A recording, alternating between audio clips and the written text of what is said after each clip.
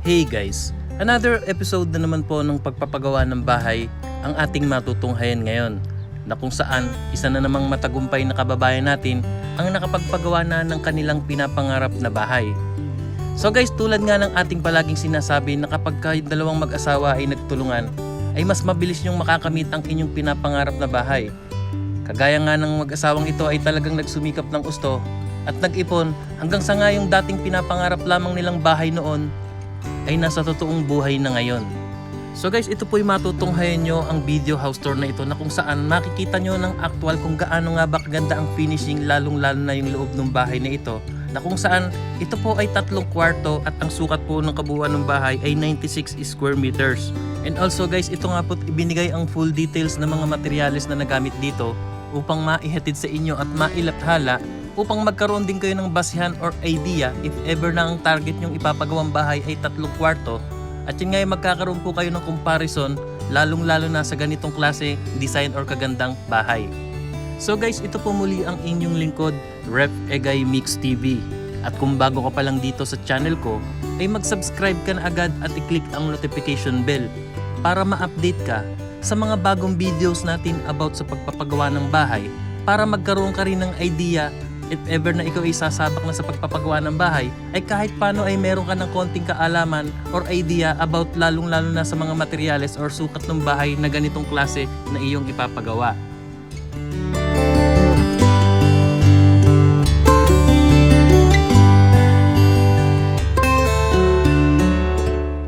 So guys, ito po ang ating topic or pag-uusapan ngayon. Ang pagpapagawa ng bahay na mag-asawang Sir Buboy at Ma'am Luz. Si Sir Buboy po ay isang ahente ng lupa, at habang namang si Ma'am Luz ay isang online seller. So guys, kapwa talagang nag-ipon itong mag-asawa na to at nagtulungan hanggang sa yung simpleng bahay lamang na pinapangarap nila noon, at eto na nga guys, mas malaki pa at 3 kwarto ay naisakatuparan na nila ngayon.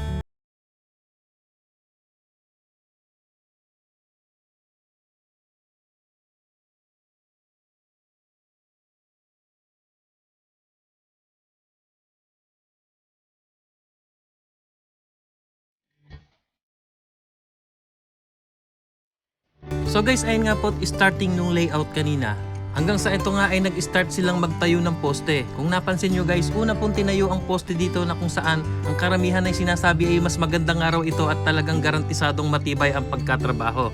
Hanggang sa nakapag-file na sila ng hollow blocks at unti-unti itong tumaas, and then as of now nga guys is naglalagay na po sila ng mga bakal sa kanilang biga. So guys, eto nga po, pag-usapan na muna agad natin ang pangunahing nagamit dito sa kanilang materyales dito sa structural ng bahay. So guys, bali ang nagamit pong hollow blocks dito ay umabot po ng 2,400 piraso. At habang ang semento naman ay nakagamit po sila dito ng 225 pieces. And sa bakal naman po ay gumamit lamang sila dito ng 10mm at 9mm. Sa 10mm po ay nakaubos sila dito ng 100 piraso, at habang ang 9mm naman ay nakagamit sila ng 125 pieces. And about naman po sa mga buhangin at graba, sa buhangin po ay nakapagpa-deliver sila ng 7 elf. At habang ang graba naman ay ginamit po nila dito ay yung ready mix na, at ito ay 3 elf po ang kanilang naipa-deliver. So lahat po ng nabanggit na ito ay ang nagamit na materyales dito sa structural ng bahay na ito. And also guys, ayan nga po, sa puntong ito ay nakikita natin na nagkakabit na po sila ng kanilang steel trusses and color roof. So ito nga po, pag-usapan na rin agad natin ang about dito. Na ayon po sa binigay na details ni Sir Buboy, na mga materyales pong ginamit sa steel trusses ay angle bar at C-par lins. At habang ang kanila namang bubong, na kung saan ito ay color roof, long span, rib type. At ang kapal po nito ay 0.4.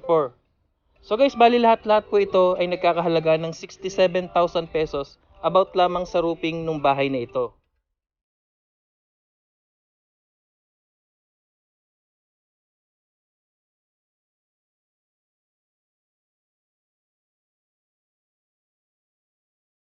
So guys, ayun nga po't nabuo na yung structural ng bahay, and then meron na nga po itong bubong. Sa ngayon po ay nagpi-finishing na sila ng loob ng bahay, and then as of now nga is nagkakabit na po sila ng kanilang kisame. So guys, ito na nga po, sa kisame ay gumamit po sila dito ng metal faring, at habang ang kinabit naman nila ay plywood. So ayon po sa binigyan na details ni Sir Buboy, Ang nagastos po nila dito about sa materyales ng kisame ay umabot po ng 35,000 pesos. So yun na po ay plywood po ang ginamit and metal fairing yung pinaka-frame niya.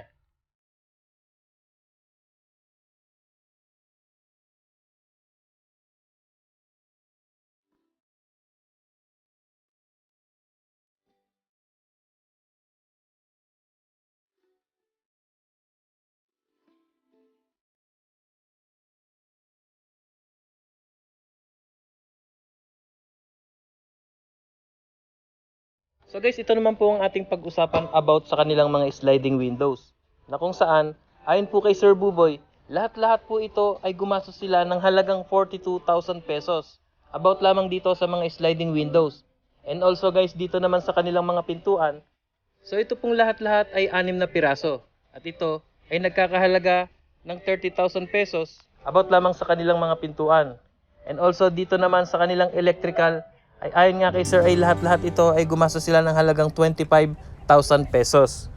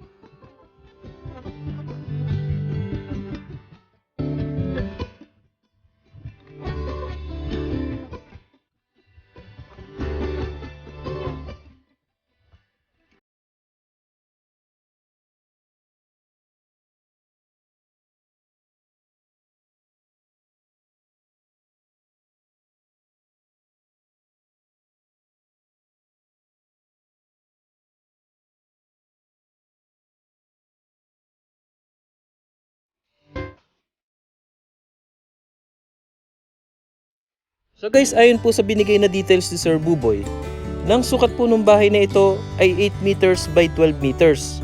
At ito po ay kinonvert natin by the feet at lumalabas po ito na 26.6 feet by 40 feet. At ito nga po ay nagtotal ng 96 square meters.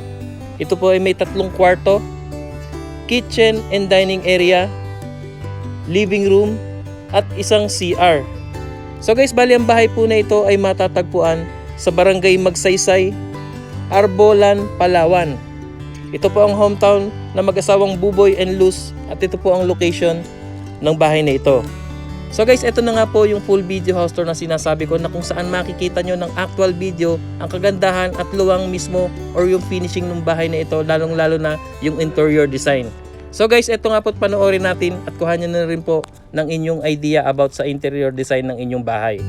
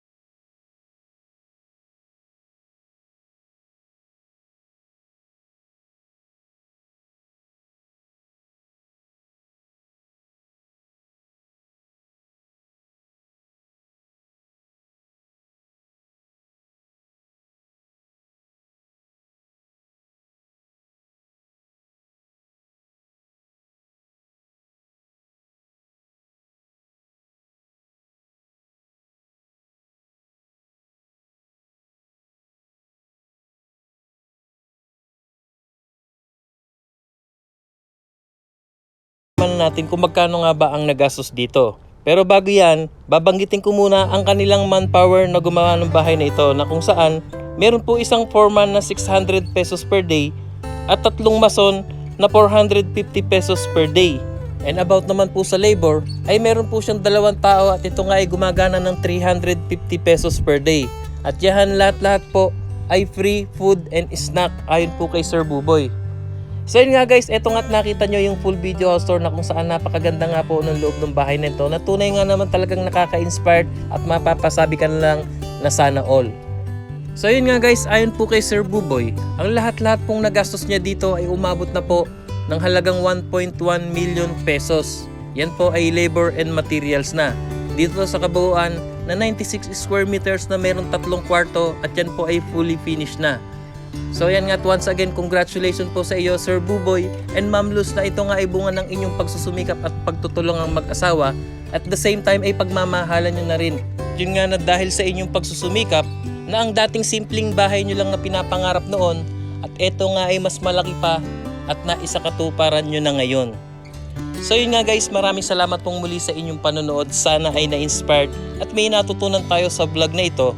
Lalong-lalo na't na-motivate at nakapulutan din natin ng aral upang makapagpagawa na rin tayo ng ating pinapangarap na bahay.